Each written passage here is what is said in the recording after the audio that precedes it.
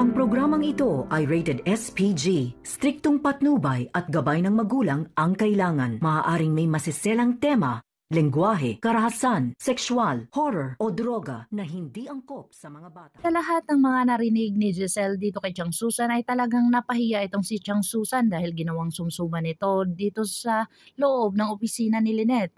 Napahiya ito si Chang Susan at sinabi dito ni Giselle na talagang naniniwala siya sa kanyang kapatid na kung saan hindi naman magaganito kung talagang walang nakikita.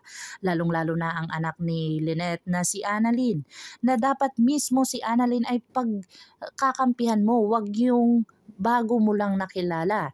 Dito na napaisip si Lynette sa lahat ng kanyang mga ginagawa na kung saan bumalik sa kanyang isip kung paano siya hablutin ni Dr. Carlos Benitez nung nag-engagement party ito.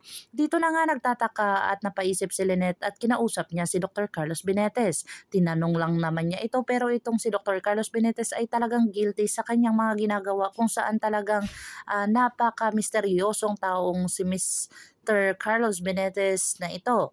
Dito na nga talagang nakipaghiwalay itong si Dr. Carlos Benitez kay Lynette na kung saan talagang parang ayaw pang pumayag ni Lynette sa kanyang mga ginagawa.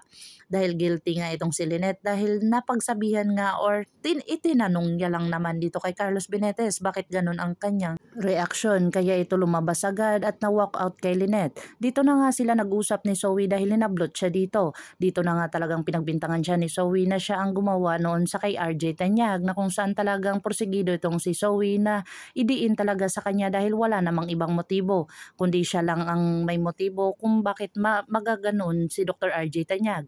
Agad naman itong pinipersonalize ni Zoe ang kanyang amang si Carlos Benitez na kung saan talagang napikon ito at nasampal ito. Dito na nakita ni Ateneng ang lahat ng mga pangyayari na kung saan isinumbong ito kay Annalyn. Agad-agad naman itong si Annalyn ay nagtataka dito kay Dr. Carlos Benitez kung bakit niya nagawa dito sa kanyang kapatid. Sinabi niya ni Annalyn dito kay Zoe kung bakit nandun siya at bakit sinampal siya ni Dr. Carlos Benitez. At dito naman ay sinabi ni Zoe sa kanya ay talagang nagmamarites itong si Annalyn kaya nalaman agad ang mga istorya. Pero hindi nga inamin ito ni Zoe para lumayo nga itong si Annalyn na kung saan sasabihin ito ni Annalyn ang katotohanan sa kanyang amang si RJ Tanyag. Dito na talagang magagalit si Dr. RJ Tanyag sa mga ginagawa ni Dr. Carlos Benitez dahil sinaktan o sinampal ang kanyang anak na si Zoe.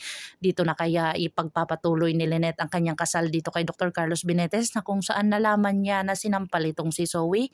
Abangan natin ang mga susunod pa na episode na ito, ang Abot Kamay na Pangarap.